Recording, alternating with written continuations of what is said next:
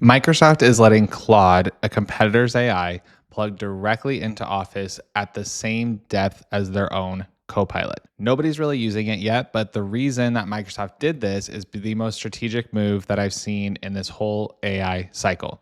So here's what's possible now. So Claude connects to Microsoft 365 at the connector level, same access toggles as Copilot, which means that Claude can now reach into your inbox, your documents, your spreadsheets, your calendar, all of it from one interface. And once you wire that up, the workflows that you can build are incredible, things that Copilot would not be able to do alone. So I'm going to show you what that actually looks like now, why nobody's talking about it, and the strategic reason that Microsoft is letting this happen. I'm going to show you what this workflow looks like. I want to put one question in your head first, because once I show you this workflow, you're going to start asking this question immediately. Why is Microsoft letting this happen in the first place? They built Copilot, they sell Copilot, they make money off Copilot, and it's supposed to be the reason that you keep going back to Microsoft.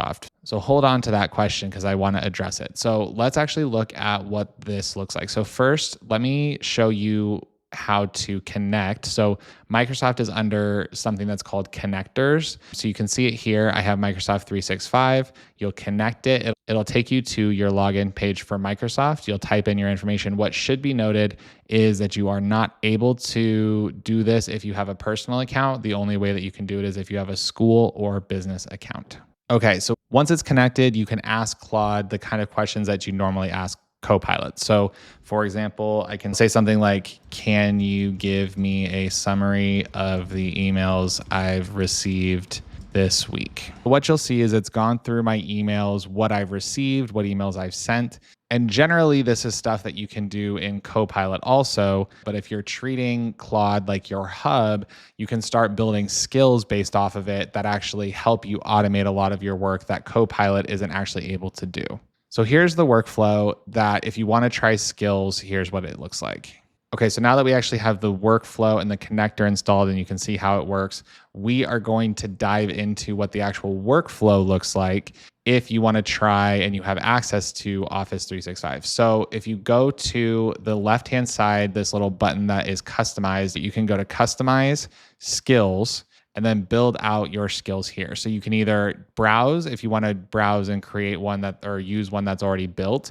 You can also create a skill using Claude or writing custom instructions. So I have this one already drafted. This is one that I want to do from a Monday client check-in. So skill is one of those custom routines that Claude can run on demand. So this particular one handles an entire Monday client check-in. So it'll pull information from an Excel file, but with billable hours, filters for any clients approaching their retainer limit, and it'll also draft proactive emails to those clients in my tone, expanding the burn rate, suggesting next steps, and it'll save the drafts into Outlook for review and sending before I actually get there. So I built it into 5 different steps. You can see drafting emails here, and then saving the draft into Microsoft. So that's 5 different steps and 3 different Microsoft apps that Claude is working across. And this is not something that Copilot is able to do, not because Copilot isn't smart enough, but because Copilot lives inside of each app individually. So you have to be in Outlook for the Outlook Copilot to work. You have to be in Excel for the Excel Copilot to work. And they're features of these apps, not necessarily one comprehensive thing. So Claude with the connector lives outside of the apps and reaches into all of them at once. So that's a different approach to how this is working. If you have Microsoft 365 and you've been paying for Claude separately, this is worth a closer look in my opinion. Okay, let's circle back to that question that I asked you earlier. Why is Microsoft doing this? There's 2 reasons, I think. Reason one is a pretty obvious one, is that Microsoft sells seats. Whether you're talking to Copilot or Claude or whatever comes next, you are paying for Microsoft as the underlying license. And the AI is a feature on top. The seat is just the product that they're actually selling. Reason 2 is that Microsoft is placing a pretty unique bet. Microsoft figured out that the AI is going to be the wrong layer to fight on because there will always be the great AIs and they will always be roughly interchangeable. So the data is like the moat, if you think about it that way.